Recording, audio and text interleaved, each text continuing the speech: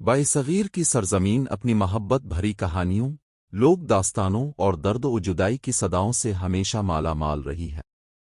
उन्हीं दास्तानों में एक ऐसी मोहब्बत भी है जिसने न सिर्फ वक्त की गर्द को चीर कर अमर होना था, बल्कि आने वाली नस्लों के दिलों पर अपना नक्श हमेशा के लिए छोड़ देना था। ये दास्तान है सस्सी और पन्नू की सिंध के सहराओं से जन्म लेने वाली वो मोहब्बत जो पाकीज़गी, जुनून, कुर्बानी और सच्चाई का रोशन इस्तिआरा है। सस्सी की पैदाइश ये एक मासूम आगाज़।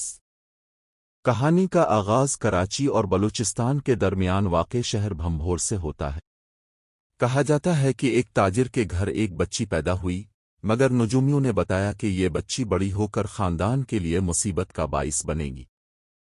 खौफ और गलत फहमी के बाइस इस बच्ची को दरिया में बहा दिया गया, लेकिन कुदरत ने इसके लिए कुछ और ही लिख रखा था। दूसरी तरफ भंभोर के नज़दीक एक धोबन ने नहाने के लिए दरिया का रुख किया तो उसकी नज़र एक सुंदोकचे पर पड़ी। इस सुंदोकचे में वो नन्ही शहजादी मौजूद थी जिसे लोग वक्त की मुसीबत समझकर फेंक आए थे। धोबन ने इस बच्ची को अपनी किस्मत का तोहफा समझा और इसे सस्सी का नाम दिया। वक्त गुजरता गया और सस्सी जवान हुई और न सिर्फ हसन में बेमिसाल बल्कि किरदार में पाकीज़ा, नर्म दिल और सादगी का पैकर। पन्नू मकरान का शहजादा।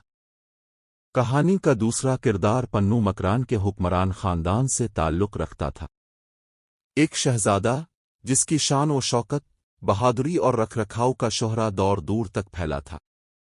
पन्नू अक्सर तिजारती काफिलों के साथ सिंध का सफ़र किया करता था, मगर उसे अंदाज़ा भी न था कि एक दिन वो एक ऐसी लड़की की मोहब्बत में गिरफ्तार हो जाएगा जिसके लिए वो अपनी तमाम दौलत और बादशाहत तक कुर्बान कर देगा।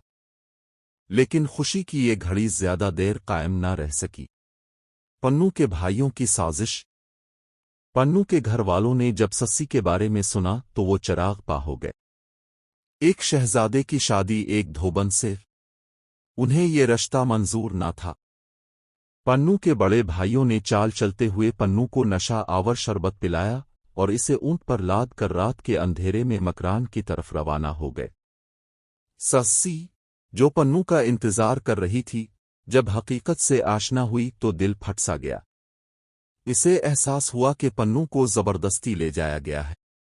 वो दीवानावार पन्नू के पीछे नंगे पांव निकल पड़ी।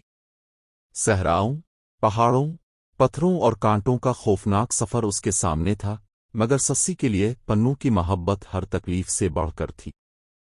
सहरा का सफर, इश्क की भट्टियां। सस्सी ने सफर शुरू किया तो उसने बेशुमार तकलीफें बर्दाश्त कीं। कभी वो तन्हा रेगिस्तान में प्यास से बेहाल होती, कभी पथरीले रास्ते इसके नर्म कदमों को जख्मी कर देते, कभी रात के अंधेरे से डर लगता तो कभी तपता हुआ सूरज उसके जिस्म को झुलसाने लगता। मगर इश्क इंसान को नाकाबिले शिकस्त बना देता है। सस्सी चलती रही, हर इस मकाम से गुजरती रही जहां पन्नू के ऊंटों के कदमों के निशान बाकी थे।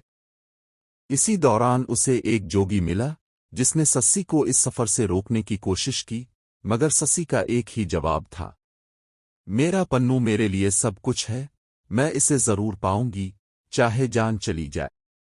ये अल्फाज इस इश्क की बुलंदी का सबूत थे। किस्मत का फैसला, लाजवाल अंजाम। सस्सी पन्नू के पीछे पीछे सफर करती रही, मगर एक मकाम पर पहुंचकर वो थक कर गिर पड़ी। इसकी जिस्मानी ताकत जवाब दे चुकी थी। जमीन पर गिरते ही उसकी आंखों से आंसू बहने लगे। वो खुदा से सिर्फ एक दुआ मांगती रही कि उसे पन्नू तक पहुंचा दे। लेकिन ऐन इसी लम्हे जमीन फट गई और सस्सी इसमें समा गई। रवायत है कि खुदा ने इस पाकीज़ा और मासूम रूह को मजीद अजियत से बचाने के लिए इसे अपनी पनाह में ले लिया। इधर पन्नू जब नशे से बेदार हुआ और जाना कि उसे धोखे से वापस लाया गया है, तो वो फौरन घोड़ा लेकर सस्सी को तलाश करने निकला। जब वो इस मकाम तक पहुंचा जहां जमीन ने सस्सी को अपने अंदर समो लिया था, वो इस जगह पर बैठकर दीवानावार सस्सी को पुकारने लगा। आसमानों तक उसकी आवाज गूंजती रही, मगर जवाब न आया। आखिरकार पन्नू ने भी वही दुआ की कि अगर सस्सी जमीन में समा गई है तो उसे भी इसी की मोहब्बत नसीब हो।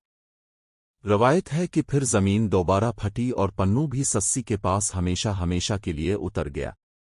محبت کا پیغام سسی پنو کی میراث سسی پنو کی داستان محض ایک محبت کی کہانی نہیں بلکہ روحانیت، قربانی اور سچائی کی علامت ہے۔ یہ دکھاتی ہے کہ عشق صرف ظاہری الفاظ یا لمحاتی جذبہ نہیں بلکہ ایک ایسا رشتہ ہے